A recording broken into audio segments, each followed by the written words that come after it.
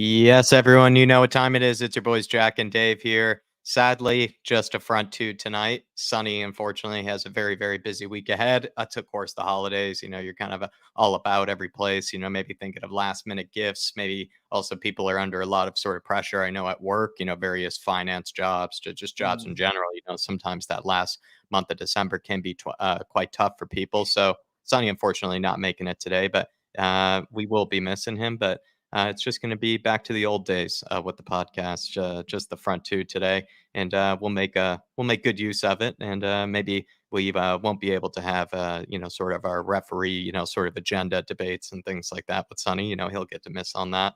But yeah, Dave, look forward to this one. We'll be kind of sort of talking about sort of speculation about sort of the transfer market and whether you sort of believe that Spurs will do what's necessary, whether you won't believe Spurs will do what's Mm. necessary. And that's sort of the age old debate. So, I'm looking forward to it. No, look, first of all, of course, Sonny will be a good miss, but Jack, it's Christmas. Why not go back to retro podcast? Some good talking points in there. Hopefully, people enjoy it as much as I'm looking forward to it. And let's get our teeth stuck into it, Jacko. Let's go. Let's get our teeth stuck into it. And we have done this a bit spontaneously, but anybody who is watching right now as a member, feel free to throw in a comment right now. Let us know that you're there. Let us know that you're listening. And we do really appreciate, once again, everybody that is a member that does support the channel. And again, if you are listening maybe towards the end of the stream, feel free as well to throw in a question or a comment or something that you want us to respond to, because we can save a little bit of time for that as well if you would like. But we're going to get first, of course, to the quick fire news. And we like to call this quick fire, but sometimes it doesn't end up being that. So maybe we'll have to find a new sort of a term for it. And we'll be discussing a little bit on this later. But Tottenham have held talks with a Nice defender, Jean-Claire Todibo. And as well, it seems like we're looking at Radu Dragusin, Genoa center back, Romanian player, if I do recall. Dave, it's nice to see that Spurs are being connected to center backs. I would say these two from a while ago have been kind of, sort of hit on a couple of times. And now that we're approaching the January window, one could maybe argue these could be the potential likely ones. I know Paratici, like you say, likes to sort of trick us, and maybe he has someone behind the scenes that we aren't aware of. But these two have been linked with us. Look, do you know what, Jack? I've done a bit of digging into this, and they both have been linked with us, but it does seem that it's being driven by both players' agents to drum up interest and get them that next step in their career. Dragostein's agent has been out there for the last month or so, sort of trying to drive a move for his client. It was only a couple of days ago he was heavily linked with Barcelona and stuff like that. Same with Todibo Claire. He's been linked with other clubs, Man United and stuff like that. But what you are looking at is talented defenders that are dying to make that next step, that next move. But what I will say is a lot of it is being driven by their agents. Now, there are rumours that both of their representatives have sort of met with Tottenham, but I'd also put the question out there, if they've already met with Tottenham over a proposed move, how many other clubs are they trying to sell their client to? And again, we see a lot of links with Tottenham, and Tottenham have no problem feeding into them and letting them be fueled. But I always say with Paratici, a lot of it is look over there while we're operating over here. So I wouldn't say necessarily one of them two could be first in the door. But what I will say is, if we do want to do what Ange Postecoglou wants to do, and he does fancy either of them, there is an opportunity for us to get it done very, very early into the January transfer window, considering both do want to move. You might be right about the agent-led part, because if I'm trying to remember correctly, Fabrizio Romano, maybe also another sort of Spurs, type of news source, did mention it, especially with Dragusin, that this is sort of a bit of an agent, type of maneuvered situation where he has been playing well for Genoa, but it's sort of like they are trying to get him out the door, I guess, or trying to, line up a move for him maybe sooner rather than later. So this winter window would be the time. And that means then he's going to be talking to a variety of clubs, and almost anybody technically could approach Dragusin. So it's hard to know, how serious or how likely that could be. In Todibo's case, I wouldn't know if it's the exact same, but I do believe you're right. Could be something similar. Spurs have met with the agents. They've had already some discussions, with Todibo's agents. So there could be something maybe more led on the agent side. That's also allowing these stories to even come about in the first place, right? If it were maybe something more in Paratigi's kind of hands, it would be kind of a bit more under wraps. And like you say, maybe kind of, sort of some trickery involved in it, and maybe where you should be looking, or, kind of, yeah, he does a good job at sort of, telling you where to, maybe where to look. But yeah, I think it would be, really good news to see that Spurs could bring in a center back, of course, but we'll talk about later, whether they can do it early. And that's kind of the important thing, because I think Dave and I will both agree that that's sort of a position that needs to be secured sooner rather than later. Another position that has been in some way linked to today is the striker position. I bet you'll be happy about that. Santiago Jimenez, according to Paulo Keefe, is one of many strikers on Tottenham's extensive list of strikers that they are looking for. And so there's a bit of news on that. Dave, I mean, it is a position, again, that we'll touch on later about maybe, how soon do we need it? Is it necessary this type of window? But Santiago Jimenez, a bit like a Dragosin or other players, someone who continues to be linked with us. Look, I'll be honest, I am a bit dubious about sort of bringing players in from the Dutch league. I do think the step up is quite significant in terms of the speed of the game and stuff like that, the physicality. How many players have we bought from the Dutch league in years gone by that just haven't made that step up? You go back to some of the old school ones that sort of did make it, the likes of Ndombele, Ericsson, Toby, Jan, they all came through the Ajax system. But since then, we've had Sanchez, Bergwijn, Vincent Janssens, people like that who just haven't been able to make that step up. And what I do see is, especially forwards, they sort of struggle coming in from the Dutch league to be able to make that sort of impact in the Premier League. So for me, I am a bit dubious about sanctioning the money on Jimenez and bringing him in. I think for me, I'd rather let him go somewhere else, monitor him, rather than sanction on it and bring him straight in from the Dutch league. Because me personally, I don't think he'll hit the ground running straight away when he comes in. And ideally, that's what we need come January. I'm not doubting the guy's ability or anything like that. He has done it in Europe for his club and that as well. But I have seen Dutch players struggle when they've come to Tottenham. Van de Beek went to United. I really struggled with the step up. So I am dubious in that regard. I think there's been countless number of Dutch players that have failed to really make, the transition to especially the Premier League, but sometimes in cases of other leagues as well, they even fail to sort of adapt straight away. I would even look at guys like even Daniel Malin, who went over to Borussia Dortmund. He sort of is a bit of a flash in the pan type player, even still. Like, he'll have hot streaks, but still hasn't really fully convinced. You even look at, of course, Anthony, who just came in from Ajax for a ridiculous amount of money for what he's actually been able to do. I even look at, too, like, sort of players recently that have even come from sort of in general, kind of just outside sort of other leagues, even Rasmus Højlund, came from, I know, Atalanta, but previously he was only at Sturm Graz, I believe, if that's right, in the Austrian Bundesliga. And it is sometimes a big step up to these sort of levels. It's even a step up to the Bundesliga. It's even a step up to the Serie A. And sometimes these guys aren't exactly ready for it. I mean, they can play with other really good players around them in a team like an Ajax or in a team like a PSV Eindhoven, because there are other good players around them, and they're usually playing against pretty inferior teams. So they can be made to look perhaps a lot better than they actually are in maybe certain cases, because they are playing against inferior opposition, surrounded by also very good players like sort of around them in that team. And so then they can look like maybe better than they are. Not saying this is the case at all with Jimenez. I think it's just a good rule that you are sort of bringing up here. And if you were actually to look at leagues that probably have a better track record of recent with the Premier League, I'd probably say more probably the Portuguese league, the Primeira Liga. You also look at maybe, I would say still the Bundesliga has been pretty consistent at, producing some pretty amazing players. Some of the best players, I think, in the Premier League, usually, at least of recent, have come from the Bundesliga. So I agree with you. Like, you have to look at it with a pinch of salt. And also, more in your case, even if they end up, proving to be great players, they don't always seem to hit the ground running. Even sometimes these Dutch players or Eredivisie players. You're absolutely right.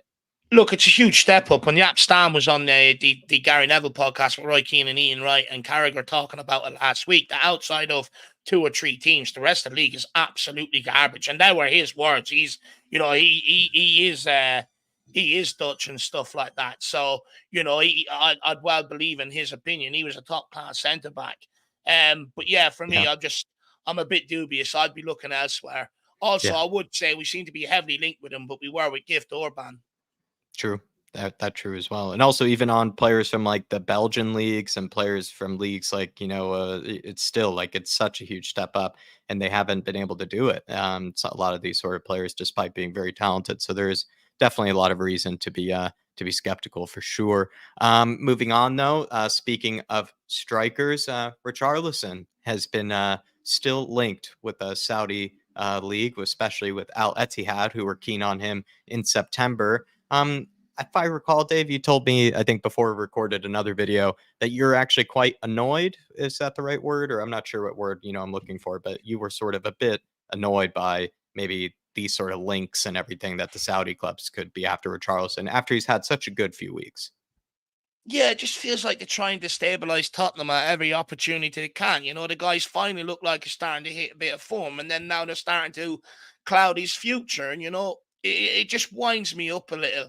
Look, it's brutal. Unless a Saudi club come in with 60 or 70 million, basically what we paid for the guy, it's not going to turn Tottenham's head because it's going to cost Tottenham even more to replace Richarlison with someone adequate. So Tottenham won't do it. They need strikers at this football club.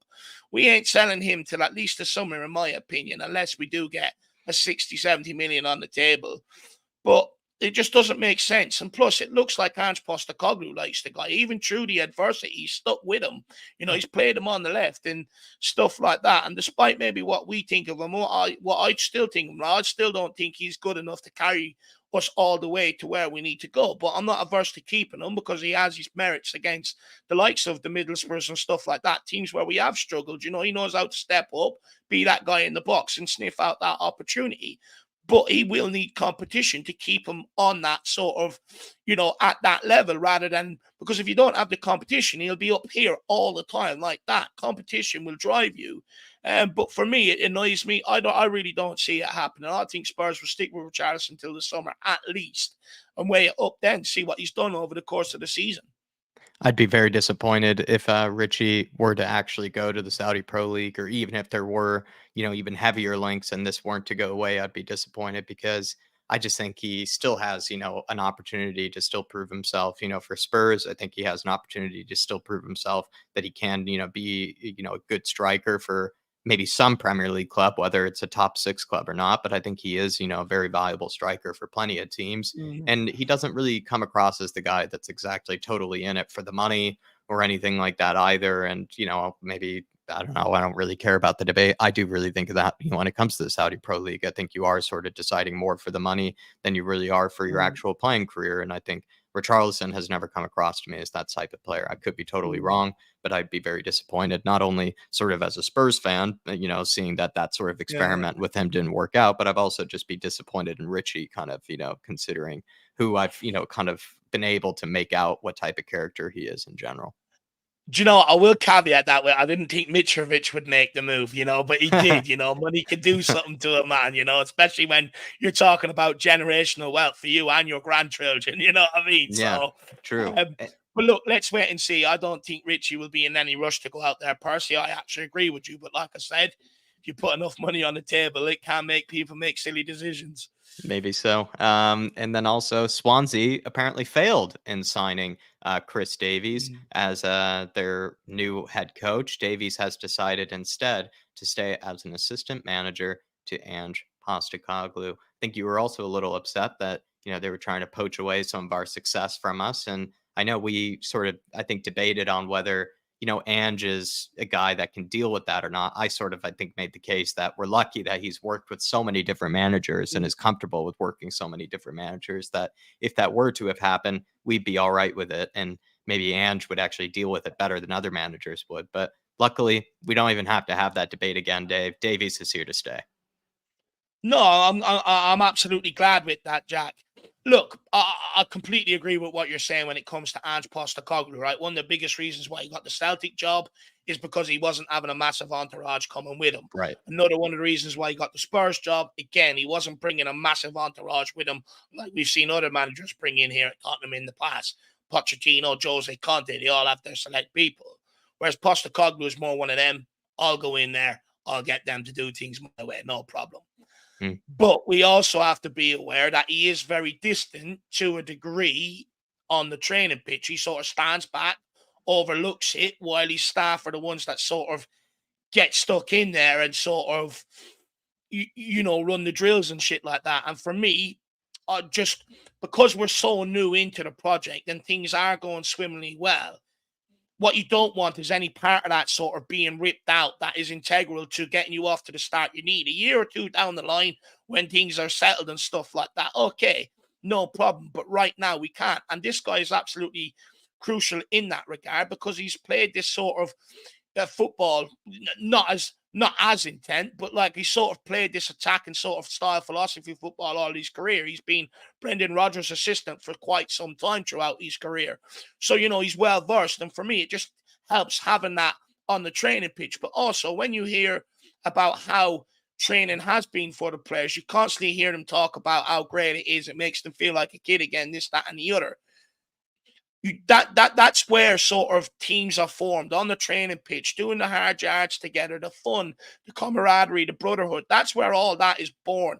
And that's where you see it then there replicated out onto the football pitch. And what you don't want while they're enjoying it, because we've heard on the previous managers, they weren't trained hard enough. Then they were trained too hard. Then they were stuff, then the managers go, okay, well, we'll leave it up to you then to do your extra bits and stuff. And then they were moaning about that. So when you've actually got the squad enjoying training, I just don't want any part of that ripped out now, because we're seeing the benefits of it on the pitch.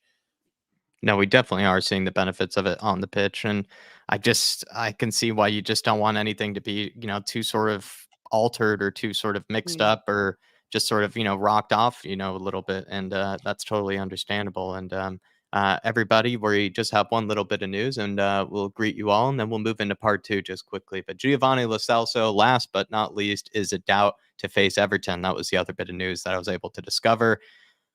Um, I didn't I think mean, that. You didn't think that. short-lived those conversations as per usual with Lo Celso, isn't it, Dave? We love to, at least engage a bit of the, well, can he come through this time? But I mean, just feels if we were to even have that conversation again, it's just silly because he is reminding us, why so many people did give up on him. It was actually probably more because of the injuries than even the performances. Sometimes it felt like a lot of it with people with Lo Celso, it was just the fact that the guy couldn't go more than 3 weeks without pulling up with one of these type of injuries.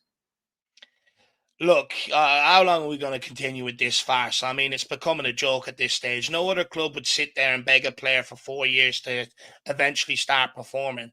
But also, a long part of his injury record is half of the reason why we can't sell him, and we can only loan him out, because when teams are looking at it, they're like, I'm not going to sanction that wage and that transfer fee if he's going to be missing. He hasn't, even on loan, he was missing for large parts and large spells and stuff like that. But it's at the point now where, look, I didn't really want to give him a second chance anyway, because I knew he wasn't going to grasp it. I just knew if he hasn't done that in the last 3 years, or that, why would he all of a sudden do it now? The change in philosophy and the style we play ain't going to give him that drive for the game at Tottenham Hotspur. It's either in you or you're not. When you come to a new club, you either take that opportunity and become a Spurs, or you don't. And he chose not to. Also, when he left last season and put out on loan, there wasn't so much great reports about how well he was liked in and around the place as well. But look, he was given the opportunity. Yeah, he scored 2 goals, but I did say the West Ham game is where you really judge the player. He was brought in here for his creativity, and in the West Ham game, he didn't do it. Yeah, we were And missing. ever since then, Postecoglou, he dropped them out for the next game. We look so much more threatening when he's put Kulu into that role and Papa Matasar's come back into the midfield. And it may sound harsh, but unfortunately, his fifth after opportunity has been and gone, in my opinion, even when he comes back. He's not up. He's going to be up against Bentancur, Madison, then players coming back from injury as well. So it's going to put me even further down the pecking order. For me, if we can take any sort of cash this January, I'd cash in and look to go and reinvest it personally. And I know people would say, I'll do Højbjerg first, but the reality is Højbjerg offers more to this football club than what Lo Celso does. So for me, Lo Celso will be the first one I'll be looking to get out the door and replace. Completely I know agree it there. sounds harsh, but the reality is you only get so many opportunities in football. Højbjerg is I taking don't make his. the rules. Hoiberg is taking his. I completely agree. Mark, good to see you. Plenty of you in the chat. Really do appreciate all of you members. So many beautiful names and faces. He's saying Levy will get 20 million ish. Don't think Ange will get backed as we wish. Well, we're about to get into that into part two, Mark. So don't you worry. Tyler, good to see you as well. Big T is in the house. Tony Austin as well as joining us. Good to see you. Iceman's in here too, saying good evening all. And big up Dave and Jack. Very exciting news for the January transfer window. Come on, you Spurs. Big up to you, Icy Man. Hopefully you're all right this evening. And I hope that we have good, exciting news for the January transfer window and it actually comes to fruition. Wolfie Maller's in here as well. Good to see you as always. And Iceman agreeing with you earlier, 100%, Dave. We need 70 million so we can go and get Vlahovic. We got two big fans of the Dushan in here. Hennessy's in the house as well. Howdy, howdy. Good to see you, Hennessy. And as well, we have Alban joining us too. Good to see you, Alban. He says Spurs still in the title race. I know the Dermatron would like to hear that. Especially big up to you, Alban. But we're going to move into part two now, everybody, and we're going to be discussing what sort of business Spurs could actually be doing, because now all of a sudden, now that we're approaching that January window, we have been heavily linked with certain players, and it's being linked quite early, I would say. So at least in my opinion, maybe this could signal that maybe some early business could be done. But we're going to start first here with part two with the question of, if you were to hedge your bets, everybody, and feel free to answer me in the chat as well, people. If you were to hedge your bets, do you think Spurs will sign a player within the first 10 days of the January transfer window? And if you were to pick a position, what would that be? And what do you think Spurs could do? Because even if Spurs were to sign a player within the first 10 days, sometimes in almost true Spurs fashion, it might not even be the position that's probably most needed. It might just end up being like a, like a third string goalkeeper or something. We're just like, what the hell? We don't need this for, right now. But go to you, Dave. Just, straight up give me the first answer. Will Spurs sign somebody inside? I mean, it doesn't be yes or no, but will Spurs sign somebody inside the first 10 days of the window? Do you know what, Jack? I think they might. And I definitely think they should. The reason why I think they might is if you actually look at the our fixture list, there's a bit of a winter break between our game on the 31st and then Man United on the 14th. We only have one FA Cup game in between that. So we're in effect, you've actually got a 14-day period, which you don't usually get in January, to really hone down and get a couple of signings in before the fixtures ramp up again. So I would say when I'm looking at that, I think, yes, they probably could. We've only got Brentford then on the 31st of January, so we don't actually have that many fixtures in terms of January. We've only got 3 on the board so far, but there's a golden opportunity there for the club to really sort of attack this market, bring in the reinforcements that's needed, and go incognito mode on a charge for the league title. We're going under the radar, only 6 points off. No one's talking about us, this, that, and the other, just the way we like it. And I'm going to keep my mouth shut as well, because whenever I open my mouth, we fall off. So I'm going to keep it zilch and go incognito mode on it.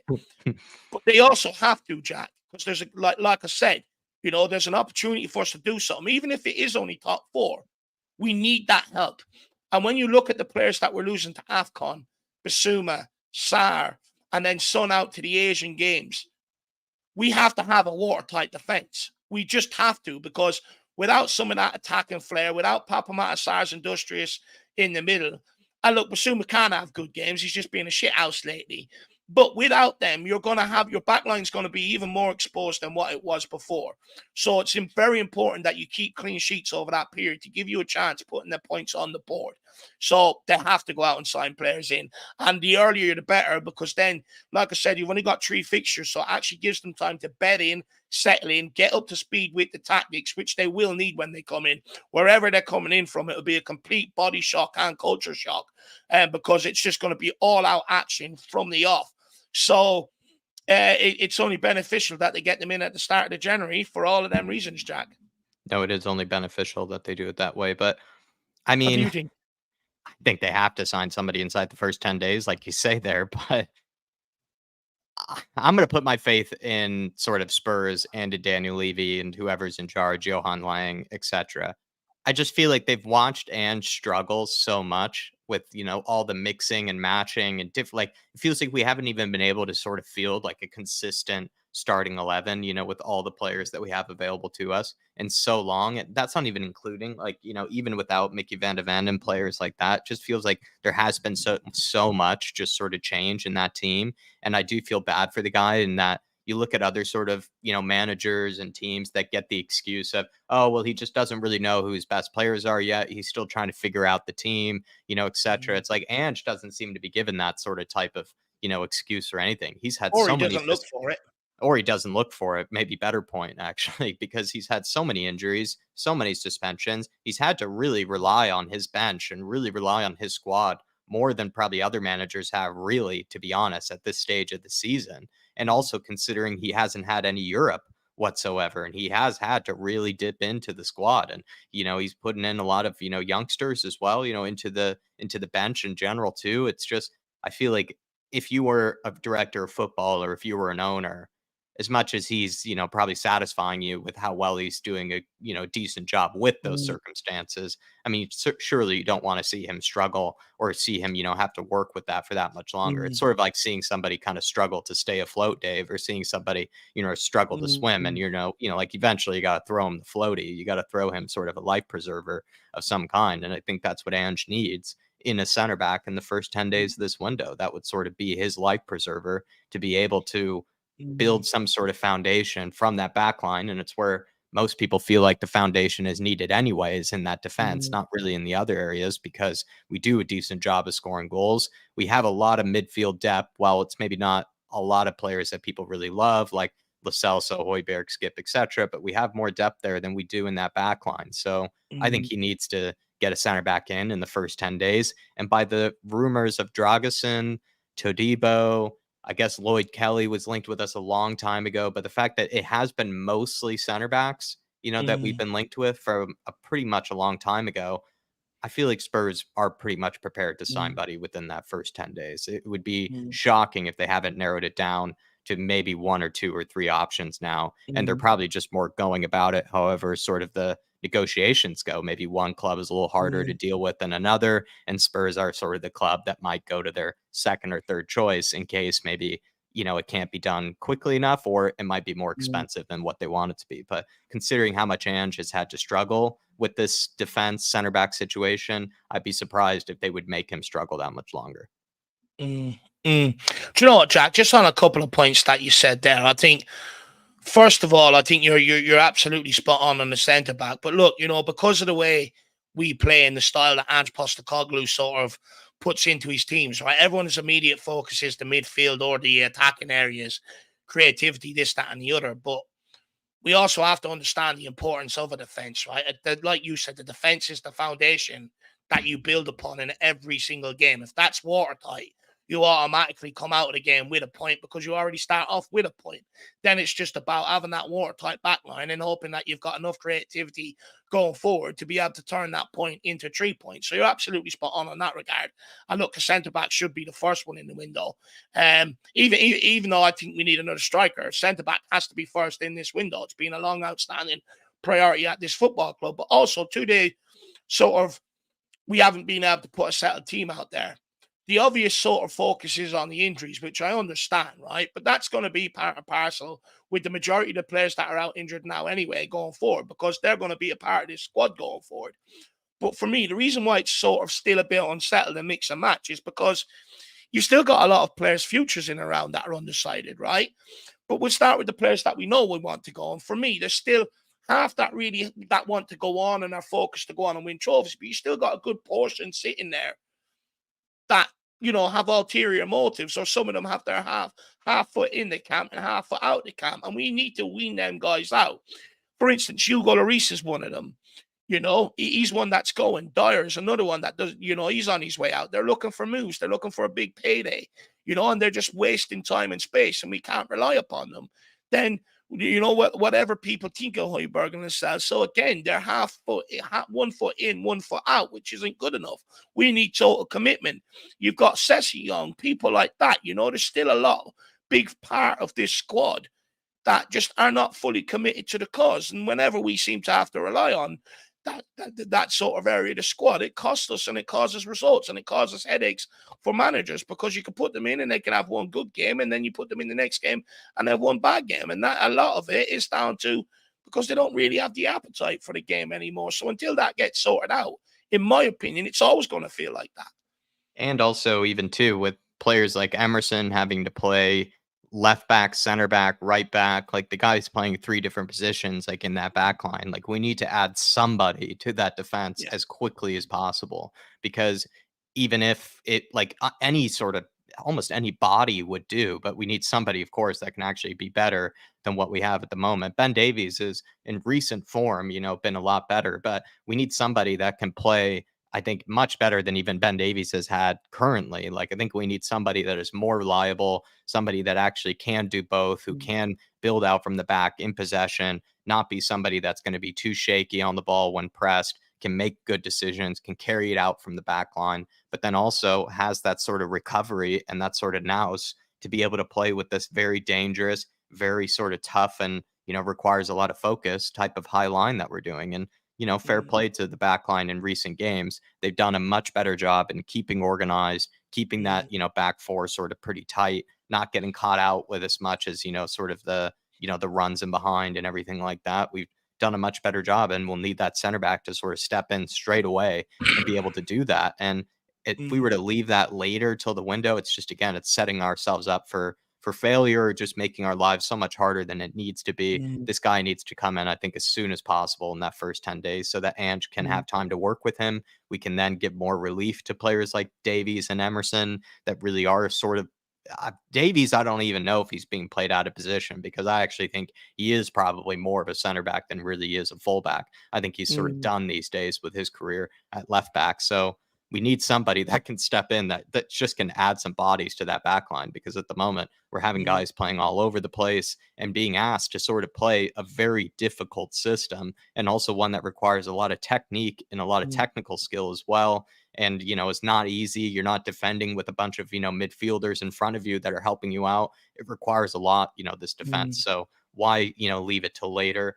By the looks of things, Spurs aren't leaving it till later. They look to be sort of narrowing mm, down who they want. And I think inside the first 10 days isn't, I know some people will say, why can't they do it by January 1, January 2, January 3? I totally get that. But within the first 10 days, I think I'd be satisfied. I think I'd be happy. If it were after the first 10 days, I'd be upset. To be honest, I'd be upset. mm, I think that's a fair window to give them. mm. I'd agree with you. I'd agree with you on that. And Jack, I just want to sort of highlight why it's very important to get in defenders. You've obviously covered a lot of it. But one thing I want to touch on is that I do think when we look at the Middlesbrough game and the Newcastle game in isolation, that's recency bias. But when you go over the bite-sized sample of that makeshift backline since that Chelsea game, it still doesn't make for great reading. And I know people say, Dave, you're being harsh, but we conceded 2v Wolves, 2v Villa, 3v City, 2v West Ham.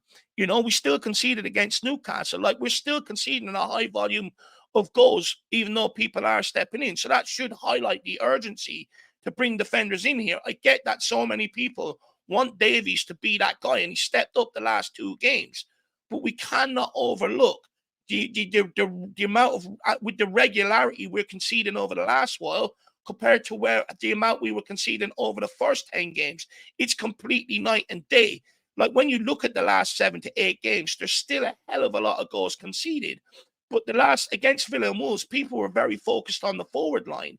But we're not so much focused on the forward line when we beat Middlesbrough, when we beat Newcastle, even though we still conceded at Newcastle, when they've done the job against Man City, but the back line still conceded three, and we're so guilty of making excuses for them because we want these guys to be the guy. But when you actually look at it, we're still conceding a high amount of volume of goals. So we have to demand that defense is improved.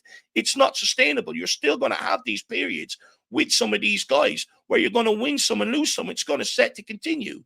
But what we have to do is drop the recency bias and be more objective and look at it over the period that they stepped in and still realize we're conceding too many goals for this to be sustainable. And the reason why Ange Postecoglou is calling for someone in here straight away is because he understands that and he knows that. And Mark saying Ben Davies has done well the last 2 games, but we all know he will cost us soon. And this is what I mean. It's like it needs to be done as soon as possible because how much longer can we really ride on this Ben Davies form? I don't personally really want to hedge my bets on it. Like, as much as I think we're benefiting from it right now, I'm really happy about it. I'm not going to sort of expect it to last as much, maybe as long as other people do. I think it could come to a halt. Or even if Ben Davies has, for the most part, good games, I do anticipate some howlers here and there. And I do anticipate some mistakes that could ultimately cost us in the game. And it might not, again, be like, the result is on him or anything, but maybe some goals that end up being conceded that we don't really need that in a certain moment in time, or just when sort of the game's on a knife's edge. Let's say a defender makes a mistake and it's Ben Davies, and we haven't signed that defender that could have stepped in for him instead within that first 10 days, I'd be looking, at the transfer, people behind the transfers, and I'd be very upset. And I think Ange has just had to struggle as it is, with what he has to pick from. Even Iceman bringing up that for his under 17s, he had to pick, a bunch of different players and had to make use of whatever he had available, feeling a bit like Ange. I could definitely see that Iceman. Another question for you here, Oh, though. just Yeah. quickly, Jack. Just to the last point, all you have to do is look at it. First 10 games, 4 clean sheets, and we had a harder run. You look at the last 7 games, 1 clean sheet, and we've had a much easier run with City thrown in there, but we've had a bit of an easier run. And that's the difference. We need to get back to keeping them clean sheets in order to progress.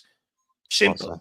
Well said. Another question on just sort of whether you believe, Spurs are going to do it or not is some reports have suggested that Spurs are preparing for 3 signings this window. Do you believe those reports? Is that what we need? Probably 3 signings if you were to divide it up.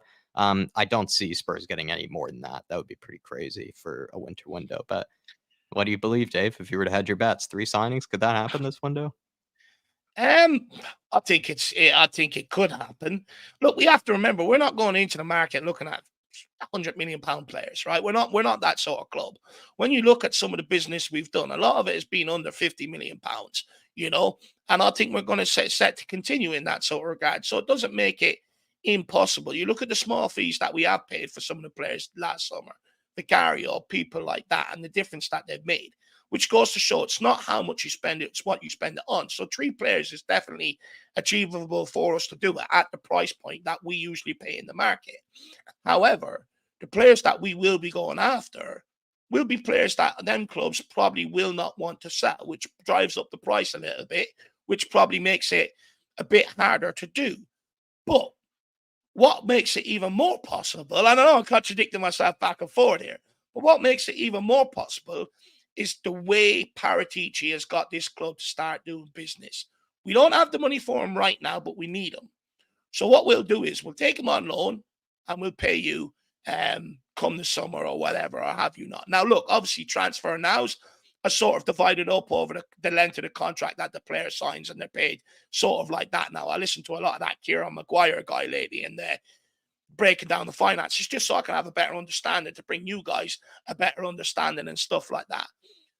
But the way we've done it with Kulu, right? Loan with an option to buy. Romero, loan with an obligation to buy. Pedro Porro, loan with an obligation to buy. So because of the way we do that, it does make 3 actually sort of very possible. Buy 2, do 1 with a loan and an obligation to buy. And look, I'll be brutally honest, it's needed. Ideally, you want to strengthen right throughout the spine of the team. Personally, I don't think we need a winger. I think we're stocked up with wingers. I think there was a big hullabaloo made about the winger because people wanted to keep Sonny down the middle. But since he's moved out left, Richarlison's come down the middle. Guess what? No one's talking about the lack of creativity from out wide. I wonder why. Because we've got the option in the box now, so we're not talking about that. But for me, what you do need is you need a backup for Richarlison, which I'll get into later on why. Or someone not backup. Sorry, I don't like using that word. Someone to come in and compete with Richarlison. I Sure. think we also need a centre back. That's obvious. We spoke about that. Potentially, I would look at a left back if we could do something Yeah. this market. I think we need someone back up to a Doji. But also, if we sell a couple of midfielders, I have a theory. I think Højbjerg potentially could be gone in January. Let's wait and see on that. And the so if an offer comes in, he'll be gone. So potentially one in centre midfield. So yeah, I think it's possible to do 3, and they're the areas I'd be looking at. 3 of them 4. I could see 3 being very possible if we went about it this way. We signed sort of a hybrid left back or even just another left back to basically just sort of replace Sessegnon, Reguilon, and basically Ben Davies sort of like at left back position. I wouldn't be all that surprised, or I'd be also quite delighted if Spurs did that because with sort of the potential of injuries, more suspensions, whatever it might be with Udogie, and how crucial he is with the way he actually does play, we need actually a very forward thinking fullback. Maybe not even one that would be more on the defensive end, kind of more like that's more forward thinking, kind of like Udogie is. So I'd look there. And then I'd look for a left sided center back or just a center back that can fill in maybe in either position in that back line, I think is definitely necessary. So for me, that's how I would go about it. And then the third position is probably that striker, which we'll get touching on in just a second here. So that's how I could see 3 being done. You know, you buy 2 for the defense, and then you buy 1 for the striker position. Maybe if you had to bring in a fourth or a third, could be because you maybe ended up selling a midfielder. Gio Lo Celso goes, Mhm. Højbjerg goes. One of those end up leaving. You do probably have to replace them. So there is that too. That it could end up being that way. But I see it as probably 2 to 3 signings this window. I'm going to be perfectly honest. I might actually hedge my bets more on 2.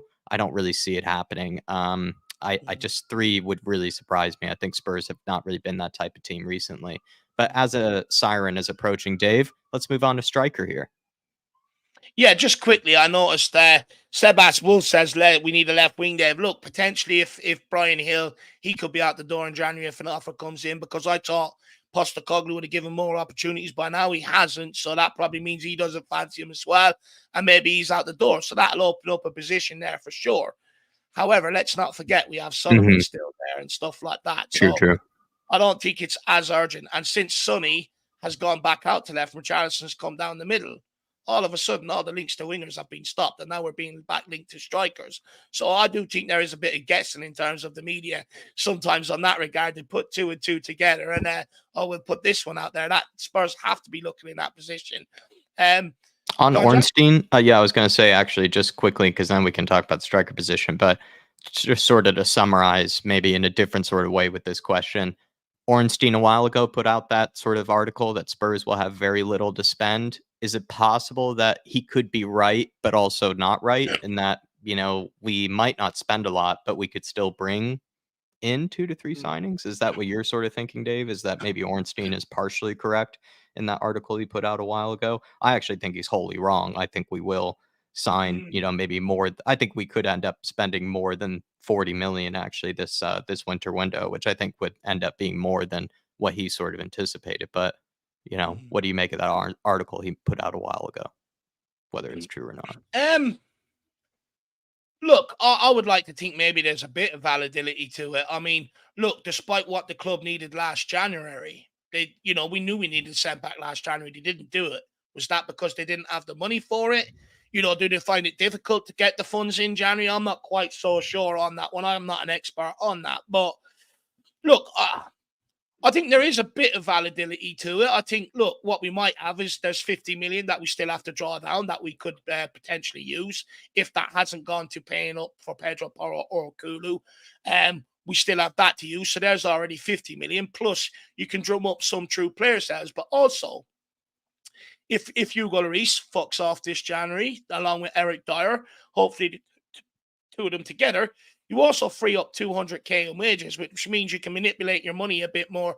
You can bring more transfer funds because you're paying lower wages and stuff like that. So it gives us a bit of room to maneuver if we can off some of the higher earners. Perisic could be another one gone in January on 170 odd k a week. So, if we can get some of the higher earners off that aren't contributing anymore, it does give us a bit of room to maneuver. However, I think where he failed in his analysis was some of the business we've done in past Januaries, like I alluded to with Kulu, option to buy. Pedro Porro, obligation to buy, but we're not paying for it now, which gives us more opportunity to bring in extra players. So, but look, he is an Arsenal fan. He probably put out there to try and destabilize Tottenham. Jack, you know my opinion when it comes to the media and all the anti-Spurs stuff. There, right? It's to destabilize us. Yeah, maybe so. And perhaps he just liked, starting a little bit of a ruckus, while we were on a little bit of a high at I one will stage, also just during this quickly add, season. sorry, Jack. I Yeah. forgot. I will also quickly add it's very easy around the January transfer window for these journalists to put out articles because Spurs don't do great business in January. You might do a bit of business, but they don't do unbelievable business like other clubs. So it's very easy coming into the January transfer window. I could do it next year, Jack. Put out an article and say, look, Tottenham aren't going to do much business next January and be right at the end of it because traditionally you bring in 2 players max in January and that's it anyway.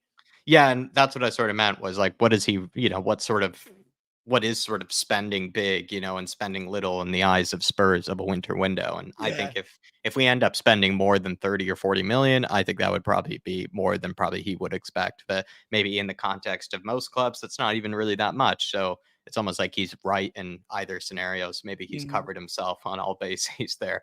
Um, Dave, on sort of the striker position and maybe a position that could be signed this winter window. You've been crying out for one. Do you think Spurs will actually sign one, though? Because it feels like a position that is very delicate, requires a lot of research. You have to get it right because they also usually go for a lot of money as well. Do you think we'll sign one this winter window? And also considering Richarlison's form, do they could they leave it for the summer and sort of postpone maybe what is this very needed position in your eyes? And that is a very Spurs thing to do, which is to postpone a needed sort of squad signing, for another window when they probably Mm. need it straight away. So striker, do you see it happening if you were to make a prediction, or are you kind of more hopeful than really, certain? Look, personally, I've already sort of resigned to the fact it's not going to be to the caliber of the striker that I want, like a Vlahovic or a Ferguson, Yeah, who you're not be expecting that. guaranteed to sort of give you that for a decade. Sort of resigned to that because we just ain't going to put that much of an outlay. Do I think we'll bring in one in January? No, I don't. Do I think it'll come back to haunt us? Yes, I do. Um, Interesting. Look, Richarlison, I think will pick up form, and I think he will score us a couple of goals between now and the end of the season.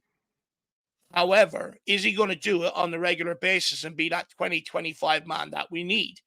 I don't think he will. Just personally, I don't think he will. I think he might get you 15, but if he gets you 15, that means you need someone else that's going to give you another 10 at least. And for me, when I look at Tottenham down the years, we've always had a couple of good strikers that between them made up 30, 40, 50 goals a season. And we need that again. Look, the idea was that wingers would start pitching in and stuff like that. Ideally, it's just not happening. It's just not happening for whatever reason. So we do need that extra striker that will give you that extra 10 goals that you might need to be able to take us where we need to be. Even when we had Harry Kane, we still had Llorente. And to be fair to Llorente, he chipped in with goals despite his age, despite the mobility. The guy knew where the goal was and he chipped in with goals when we needed them, and even with Sonny. But right now, we're too heavily reliant on Sonny right now in both areas of the pitch. For me, take that burden off him. He'll always score you goals and create goals. You don't need to put any extra burden on him in that regard. I'm bringing an extra striker in here to help Richarlison, but also keep Richarlison honest. Last thing you want to do is a player taking their Yeah. position for granted. There's no harm in having competition. It either makes the player or breaks the player. And if it breaks the player, they weren't right for where we needed to go in the first place. So, look, I, Yeah. I I would urge the club to get a striker. I'd also say, I said in the summer, if we kept, we need to keep Harry Kane. Okay, it hasn't gone that drastically wrong as I predicted. But what I will say is, if we did keep Harry Kane, we'd be top of that league by now, and we'd be talking about, reinforcing to continue on to go and win that title. The guy's already hit 20 in Bundesliga so far for Bayern Munich. So for me, we need that continuous flux of goals that he provided. So if you can't do that through one player, you do it by bringing in another striker here to help Richarlison out. I just think what's been happening in the transfer, or just since Richarlison has moved it back into the middle, like Spurs again have sort of solved some of the problems that we've actually had in the forward line. I think in the forward line this season, Sonny's really been the only guy that's really been actually putting away his chances on a consistent basis. And we needed somebody else to actually step in and be able to also be a goal threat of some kind. And finally, we have one potentially in Richarlison because he's being played through the middle in sort of a position that we can take advantage of some of his better attributes, which is his ability in the air. He does have all right movement, from time to time around that penalty area, and he can be a nuisance for for defenders that can be a good distraction to help other players, maybe in the wings like Kulusevski and Sonny, be able to sort of take advantage of whatever chances might come their way as well. So I think we need somebody in that sort of a penalty area that can be a presence, can have really elite movement, and can bury the chances for us. If that's for Richarlison, that would be terrific,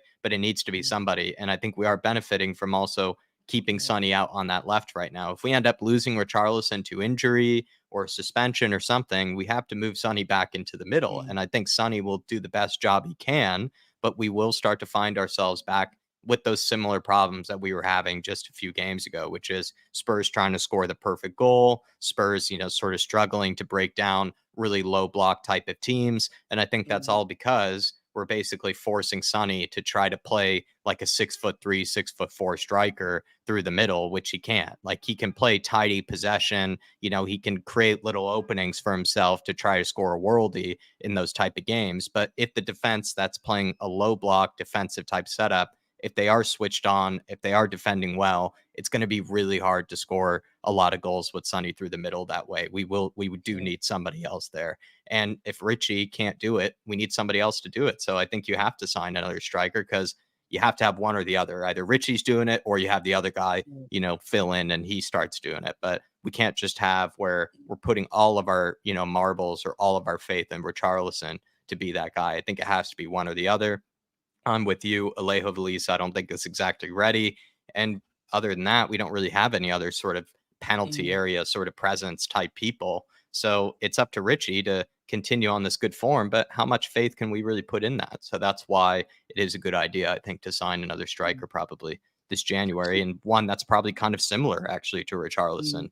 I'm not sure who that might be, but I do think it could be somebody that needs to be that sort of elite type presence in the box, can, have that type of movement that just you don't really get from players like, I would say, those smaller sort of type forwards. I think you do need a guy that can help break down these low block teams in the way that we did against Forest and make an easier day and make an easier, just Richarlison's header just was, I think, proved you so right, Dave, because it actually saved the game for us and it made our lives so much easier just by him scoring that one goal. And then it just made the rest of the game, a lot more achievable for Spurs. So we need a player like that. If Richie can't perform for injuries, suspensions, whatever reason it may be, we need someone else to do it, which means we probably need to look towards the January market.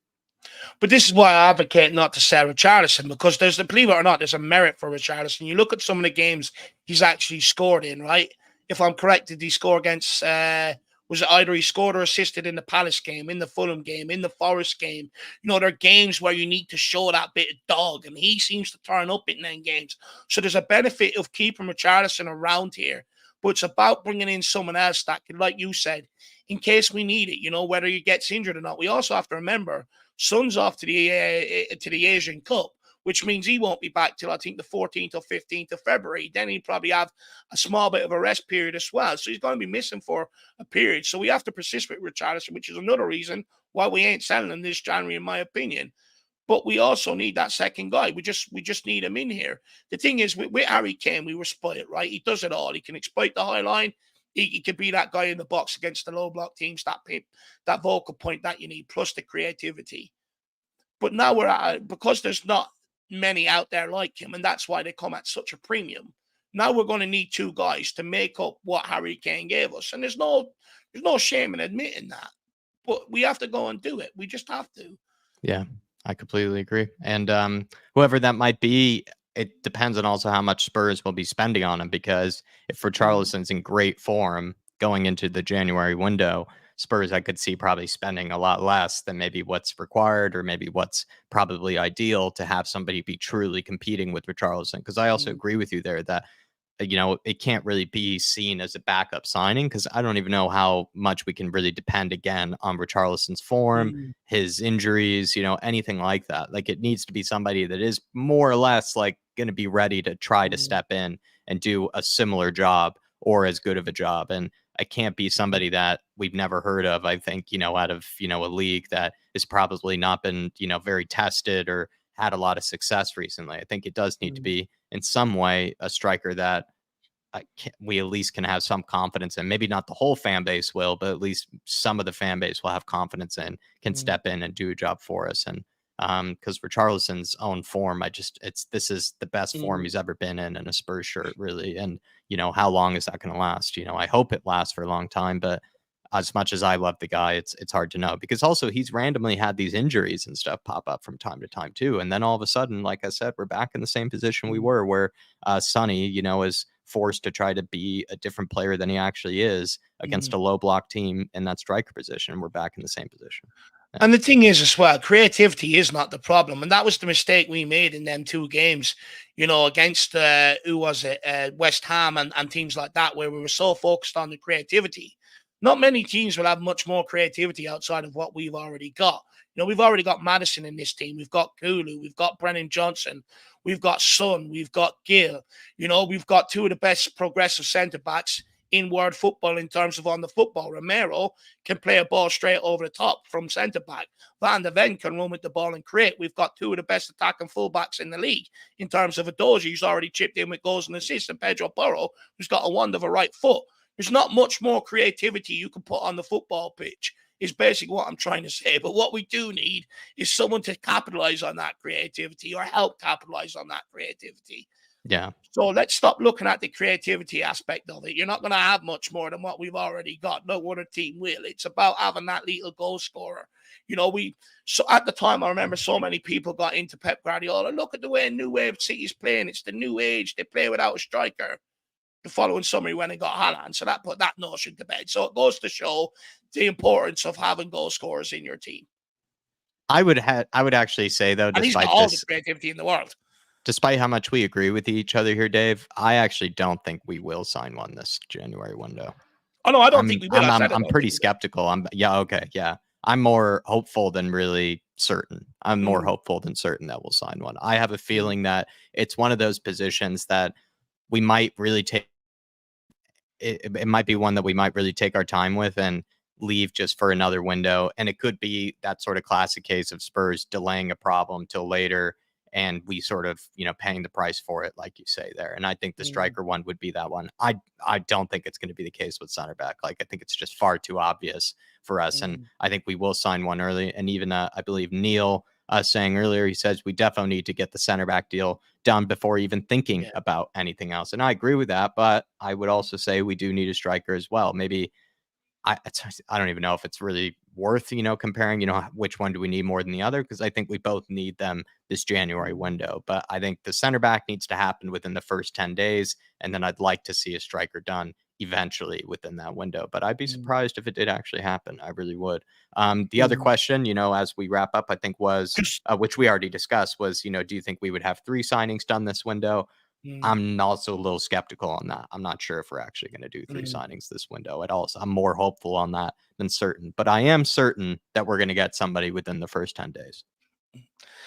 I really do hope so. Sort of keep the mood lit around Tottenham at the moment. I really do hope so. Just quickly, we'll take this from Jules Hill as well. He says, caught at the beginning of the stream, there was a lot of mention about Paratici. That's because he's the Don, my man. Despite many naysayers saying he isn't, they're all sitting there loving what's going on right now, which means he's the Don. He says, but we are sure we had that much power anymore. He might be consulting. I hardly see him calling shots with Munn and Langer here. Look, on that, I do hear what you're saying, and it might be going into an area where he might be phased out, but he has had a massive influence on the turnaround of this football club. Absolutely massive. He's operated to the way Daniel Levy runs his business, which is not an easy thing to do. We've seen many people walk away frustrated in that in years gone by. He hasn't. He's stuck to the business model and operated in and getting Tottenham back to this place now. We're only 6 points off top.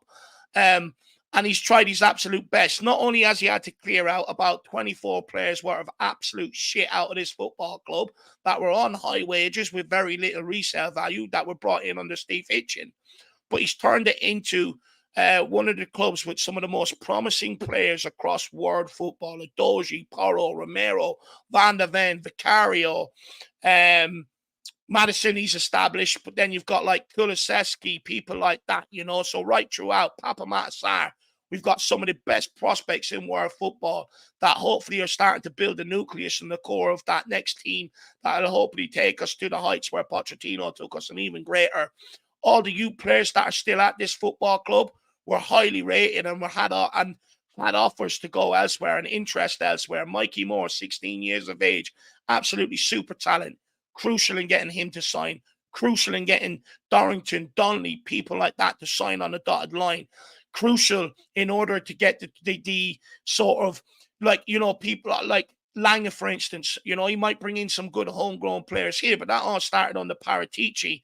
We bring in some of the best ones in from some of the other clubs around England, flooding them into the academy and stuff like that, changing the payment structure to get these guys to sign on the dotted line, showing them that there is a pathway from where they are now into the first team where there wasn't in years gone by. He's got Levy to maybe open the checkbook or get more players in the door than what we've had more money to do at times. Romero, no money left to do it, still got him in here. Kulusevski, no money left to do it, still got him in here. Porro, no money to do it last January, still got him in here. This guy's been absolutely fundamental to where we are right now. Is he still going to be here to kick us on? I'm not so sure. But ask yourself the question. We could have dropped him like a hot snot with all the shit that was going on around his name, bringing Tottenham's name into disrepute. But we didn't, and we doubled down and kept him on an advisor. Why? And the reason why is, and there's been so many reports about this put out, Daniel Levy absolutely admires Paratici. He went out and sought him to come into this club. He loved his work at Juventus and stuff like that. And so he brought him in here to sort of bring the same sort of footballing structure to this football club in terms of off the field, which now is having replications and benefits on the field. So he's been absolutely crucial. Don't get me wrong. I'm not sitting here because people are going to say, well, Dave, he hasn't got everything right. Name in a director of football that does get 100% right. There isn't one. But I would say he's got a damn good 80% of it right. And that's more than what I can say for other director of footballs over the last few years at this football club that have tried and failed. So despite many people wanting to call him the con, when you actually look back on it and have a fair reflection and clear your mind of your previous bias towards him, you will come out with only one conclusion. He's done a bloody brilliant job for this football club, and he will continue on as advisor going forward. In terms of the influence he might still have at this club, Drew, I think it's probably more than Spurs would like to admit, because it seems like over the summer he still had some influence. Like the Vicario signing was one of his original targets, or at least one that he'd been kind of cooking up for a while ago, like even during, I think, last season.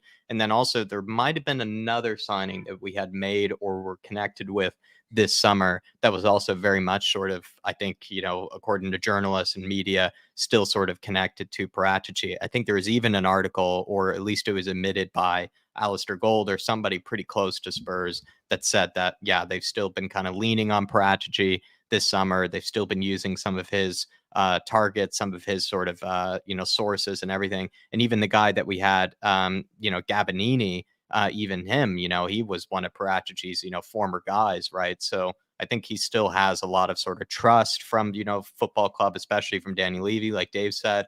And then in general, I think sort of Spurs are pretty much planning to bring him back, actually, once he does serve his sentence. Like, I think they are going to bring him back in some sort of capacity. So I think they're going to still look to him in whatever way they can and whatever way they think his expertise can sort of come into play here. Of course, I think it is going to be more of a window for Johan Lang as well as his guys, like to make their influence and make their impact. But I don't know. I think Paratici did such a stellar job and seems to be still so leaned on by Spurs in whatever way that I wouldn't be. I mean, I would be shocked if he doesn't have any influence at all. And also, this January window, it could be more of a Johan Lang type of led sort of window, but I think they're still going to be phoning up Paratici a few times, Drew. Do you know what? I'd also go as far as adding two quick things on that. First of all, even if they don't continue it on, people that are coming in here now are still operating off the transfer model that has identified all these other players in terms of the analytics and stuff like that. They're going to be operating off that. So he'll have a long-lasting impact at this football club, Drew, in that regard. But also, what people have completely missed with Johan Lang, look at his title. His title is technical director. Paratici's was director of football. Scott Munns is, I'll tell you now, Scott Munns is chief football officer. So they haven't actually filled the director of football role. Is that being left open purposely for Paratici to come back in and take that role? Because if you look at Johan Lang, he was removed from that sort of role at Villa and demoted and worked underneath the guy. So, they haven't actually filled the director of football role. And I wonder, is that because they're keeping it open for Paratici when he comes back? Big up, Druzilla. Good to see you in the house. Thanks for joining this members podcast, my man. Mark also saying Radu Dragusin will sign a new deal at Genoa, according to Paratici, or according to, sorry, we said his name so many times, according to Fabrizio Romano, until 2028. Listen, that could mean that this was all sort of a play by the agents, to maybe get this guy Dragusin a new deal. It also could be that Genoa, if they are planning to sell him soon, they would get more money if they were to extend his contract, and then they could have sort of bigger bids come in, because certain clubs could take advantage of his expiring one instead. So maybe that could also be that case. But thank you, Mark, for letting us know while that was happening. And then Orox Beats saying as well, we need a center back, striker, and left wing, no less. Surely our whole new scouting team can get us all three, even on a budget. Exactly right. You can still bring in 3 signings on a budget. Doesn't need to be, big spending on each one. And Spurs have, weirdly enough, been better in the past sometimes a bit more budget type signings than they actually have about the big money signings. Also because I think they're not as willing to, be that type of team to bring in the big money signings when they even need to. They almost feel more comfortable and kind of shying away and going for something that's not as glamorous. So I think we'll definitely make the use of the budget however we can. Any final points, Dave, before we wrap up with part 3? Just quickly for Drew Ziller or anyone else that may be confused, just quickly, the difference between technical director and the director of football. So the technical director has to look after the backroom staff of the team and stuff like that, while the director of football deals with the players' transfers and contracts. Now, I've no doubt Johan Lang, to a certain degree, will operate in that sort of role, especially in terms of trying to get players out the door until Paratici gets back. But I think when Paratici comes back, he will be sort of back to what usually a technical director does. Because when Paratici was here, not only did he look after the staff and all the behind the scenes stuff, but he's also dealing with transfers. So I wonder, because of the way football is now, is that role going to be split now when Paratici comes back? Something interesting to look out for in the future. Very good. Very good to know. And we move into part 3, everybody, where we do usually just sort of ask a question, sort of sometimes Spurs related, but just sort of to kind of wind things down, sort of kind of wrap things up here. And I've seen this video pop up a lot just recently on Twitter, and it's that video that sort of compiles a bunch of sort of player interviews, and they were asked the question of basically who's the best player they've ever played with, sort of question. And it's a bunch of former Spurs players: Danny Rose, Trippier, Dele Alli, Eric Dyer. There was another one, I think it could have been Bale or somebody as well, that they might have asked too on the question. And they were asked, who's the best ever player they've ever played with. And they did say Moussa Dembele. Almost all of them answered Moussa Dembele. And I feel like that made me sort of ask, was he sort of then one of those, almost kind of like secretly could have been like world-class players, or could have been household name type players, but never ever was for some reason? Was he just one of those like typical examples of an underappreciated, type of talent, and an underappreciated player that probably could have been and should have been a household name, but never ended up being one? Do you think that's right with Moussa Dembele? And then could you name another, maybe Spurs player or player in general, maybe Dave, that you can think of that's sort of like a Moussa Dembele that might be really appreciated by Spurs fans, but maybe not appreciated around Europe or around sort of the general football fandom? No, I think a lot of people appreciated Moussa Dembele. I think they were just frustrated because when they looked at him, they thought maybe he could have added more assists and more goals with the ability that he had, rather than maybe sort of not looking at his talents. Because I actually know what you're talking about, and I've heard, you know me, I listen to every sort of player podcast I get my hand on where they speak about Tottenham, and not only just Tottenham, but when Tottenham are there, I'm always on it for sure. And they all say one thing with Moussa Dembele: you couldn't get the ball off him. Just could not get the ball off him. That shows how good he was. But we know that. I've seen that guy pick up the ball in our own box and drive us all the way up the other end of the pitch with several players coming in to try and tackle and knock him off the ball, and they bounce off him and end up sitting in the stand as a spectator. Absolutely unbelievable ability. I think Pochettino famously said, didn't he, that if he had his hands on Dembele earlier, he would have turned him into a Ballon d'Or winner, or as good as Ronaldinho. I think to some sort of effect that Pochettino said. Moussa Dembele was absolutely unbelievable. But for the player of his talent, don't get me wrong, he was absolutely quality. But if he added more goals and assists, he would have got much more notice. He would have been in the brackets of the way people speak about Gerrard and Lampard. But the reason why they speak about their midfielders in that category is because they scored goals and scored assists regularly. With Moussa Dembele, he was often the pre-assist to the assist, if you get what I mean. So he didn't really maybe get as highlighted. But nobody had an easy day up in midfield when he was in there. He's an absolute destroyer. He'd go and get the ball and then just single-handedly get Tottenham up the field. He was absolutely unbelievable, Jack. Yeah, Unbelievable player. It's a bit like if you go back to the generation of players before the Pochettino cycle, they'd all say Luka Modric, and they all have done, or Berbatov, you know. So it just goes to show how good he really actually was. He's one that I really enjoyed watching. Can I think of another sort of player at like that. Tottenham right Like now? that. Or just in general, like in your history as a football fan, can you think of a player that either played for Spurs, never played for Spurs, but somebody like Moussa Dembele, who maybe you think a lot of players would sort of say, like, yeah, that guy, is actually one of the best I've ever played with, but would be more of a surprise. Like it's sort of one of those names you're like, huh, I wouldn't expect him to say that sort of name. And I think Moussa Dembele is such a great example. But maybe there's another one that you can think of a player that you might just even think in general underappreciated, or maybe was really good, but not everybody sort of saw it and didn't end up, being that household name. Mm, Um, I trying to could go think. first. I Yeah, you had, go I first. had a few that I would run by you. I have a few that I'd run by you. Okay. I Go actually, ahead. as much as I think he sort of had, because he didn't really do it ever in the Premier League or anything like that. I actually do think Higuain was one of the best strikers, like, of sort of that generation in time, because Mhm, what did break, I think, two very impressive records. I think he broke a record at Real Madrid when I believe Ronaldo was either hurt or something like that. But there was a year at Real Madrid where he had one of the yeah, best just ever Ronaldo. in season goal records in general. And then also at Napoli, he came out to be one of the best ever sort of strikers in their history Mm, in that time. And he wasn't really that glamorous, right? He was just sort of like a fox in the box, just always arrived in the right areas, came up with a really great finish, just was sort of a clunky, fun type of, big, brute of a striker. But I do think when you look at his goal record and when you actually do look back at his sort of mm, time, he was ridiculous. Like if you do look at his numbers now compared to what you see from most players nowadays. So I would say Higuain, another big striker at that time that I was a big fan of actually was Mandzukic. I think Mandzukic was also somebody that I really appreciated, that I mm, think actually had a much better career than maybe people remember. And also, ended up, I believe, getting to two or three Champions League finals, and ended up mm, starting, a lot of games for whatever team he was playing for. I believe Juventus or Bayern, and a lot of Champions League mm, finals, made it very far with Croatia, and that Croatia team that made it all the way to the World Cup final too.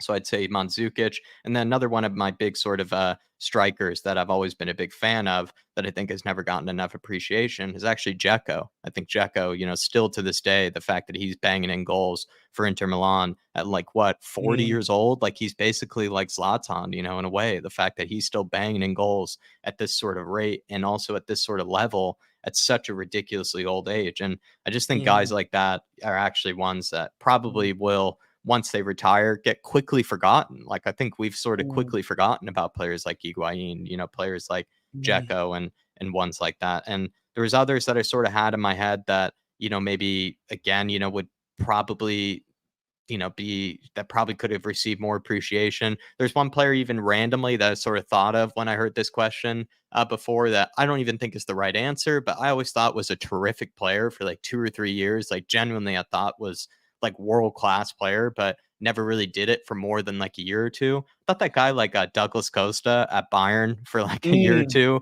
was mm, absolutely ridiculous. I thought he was actually more fun to watch than even Neymar. Whenever I mm, would watch him, he could just do almost anything on the pitch. And I liked him because he was a winger's winger, where he would play on the mm, left and he would just absolutely sauce up whoever he was coming up against. And he would just whip in those crosses with that left foot of his. And I also was always a big fan of former Shakhtar players. And he was one of, I mm, think, the best ever former Shakhtar products. Um, I don't know. There's so many players that I could name when it comes to this, but yeah, some of those really come to mind of maybe players that I just think when I think of them, they get quickly forgotten. Like when they do retire, Mm. like, we won't probably ever give them much thought or much mention ever again, but much better players than actually might remember them by. Mm. Yeah, look, I think Drew Zilla hits the nail on the head there with a certain Michael Carrick. He was absolutely Very good one. unbelievable for Tottenham. Brought a bit of, I would say, an element of control to her game. Before then, it was a lot of back and forth, up and down. When Michael Carrick came in, he brought a great element of control, and he was very quickly picked up and sort of jumped ship to Man United. And I think that's why probably he doesn't get maybe as much respect as he probably should for what he done at Tottenham Hotspur. I'm also going to throw Victor Wanyama in there. I mean, I thought he was absolutely Yeah, for sensational. a year or two. Yeah, Yeah, one of the beside Moussa best. Dembele, I thought he was absolutely brilliant and had an odd screamer in him as well. I don't think he gets enough respect. Also, I'm going to throw his name out there. Van der Vaart. I don't think he gets enough mentions, Very Even good one. myself, I don't think he gets enough mentions. He's had some big moves in his career, maybe didn't hit the heights he should have. But he was an absolute Talented unbelievable player player. and a game changer on his day. He was absolutely quality. Jesus, I'd probably have loads, Jack. Do you know who I thought could have went on to be a lot better than and he had a lot of potential, but never really fulfilled it. So it's maybe slightly different. But Eric Edman, that guy used to score screamers for Spurs. So he did, he had the capabilities, but he just, for whatever reason, it never really worked out. But he had huge potential at one stage. No, he definitely did. There's so many players that I think just sort of fit that bracket of, maybe ones that are actually some of the And best really Dembele, around. In belly, no, I think that's more failed, potential, right? Where like I think yeah. these guys were like actually good players, but like you say with Michael Carrick, I think Michael Carrick's actually a really good one because a really, really good player that probably if he had stayed at Spurs or maybe didn't make that move to Man United as quickly as he did, could have ended up being more of a household name than he really was. Because when you even, hear about Michael Carrick, they kind of talk about him as also one of the most talented ever young English midfielders, to come about for his Yeah. age, right? When it comes to young English midfielders and then being sort of ready right straight away. Michael Carrick, I've heard, was one of those. But I would sort of say to narrow the question down, I think it's more players that were in fact very good players and just for some reason or another just kind of didn't end up being his household of names. Not like failed talents. I think like you could say they actually did, achieve a lot in the game, Yeah. but maybe just didn't end up really hitting as big a heights as they could have, Mm. or for whatever reason or another, they might have played under a bigger star or under a bigger player ahead of them, and Mm. they just didn't get that sort of attention that they would have. I'd even say like there are plenty of players that probably were terrific ones, like Higuain, that were at Real Madrid that were always under like Cristiano Ronaldo's shadow and Mm. other players' shadow at that time, despite being like terrific players. I'd Mm. even say actually Di Maria, funny enough. I don't think Di Maria would be underappreciated, but damn, I Mm. think he's had a terrific career when I really think Mm. about it in general when it comes to him. And he's always sort of been underneath someone else's shadow, like always under, Mm. Messi's shadow, Ronaldo's shadow, somebody's shadow. So that's another one of Mm. those players that I would say is an example like Do you that. know what? One more honourable mention that I actually thought he'd done a good job with the role he was given. It was just unfortunate he was behind the likes of Ericsson and people like that at the time because Ericsson spent a period on the wing. Was Nasir Shadley? Whenever he You stepped in, liked he him. done a job for Tottenham, and I thought there was a bit of a unfair narrative around him. We let him go fairly quickly. He was only here for 3 years, but he used to step up with goals and assists for Tottenham. Would you say Hoiberg could be one? Look, I think he's another one that's been underappreciated for sure. We very quickly forget he was at one stage the only midfielder that was trying. He's Mm, brought in to do the defensive work behind Ndombele, Lacelso, Deli Ali. Then all of a sudden he got a culture shock and was made carry Harry Winks for quite some time as well. I think the job he's done actually really does get underlooked and mm. underappreciated for sure, Jack. But that's one we'll save. We'll let the No, the dust settle on Hoiberg before we bring that one out the locker, Jacko. no, definitely. Just thought I'd house, the little housery at the Yeah, end. it's a good. I agree with you, though. I do agree with you, but we'll let the dust settle before we come back next year. We're whipping out the stocking. It was a great video that I had saw on Instagram or on Twitter, and it made me sort of think about that for sort of this part 3 of the podcast. But everybody, I think we might wrap things up there. Yeah. still able to get an hour and 17 minutes out of this, just us two, back like the old days, with the podcast. Like I said earlier, really do appreciate all of you who have tuned in at any stage during this podcast. All of you, I do know, are members because you're watching this early as well. So we appreciate your support on the side as well. Just keeping involved in the community, just finding an extra way to support the channel. We really do appreciate it. And yeah, everybody, I'm going to be flying off to Seattle tomorrow. Game day Saturday, Christmas around the corner. Happy holidays to all of you. We really do hope that you have a wonderful week and a wonderful holiday surrounded by families, friends, whoever you might be spending it with. Just have a good weekend in general and a good week ahead. And Dave, any final messages for people? Yeah, look, some people have some great suggestions. Robbie Keane, although I do think he gets the respect he deserves off me anyway, for sure. True.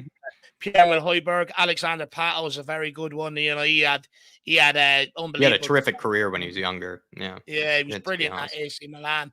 Steve Perryman, people say Graham Roberts, which look, I think Steve Archibald. I think look, you're 100%. I think with sort of, I'm probably a bit guilty of it. With the newer generation coming in because they weren't of my era. They probably don't get as much respect or as many mentions as they probably should have. But I agree with you guys. But look, most important, I want to say this will be our last podcast before Christmas because, it is to all you members. I just want to say I really do hope you have the merriest of Christmas. You have a great holiday period.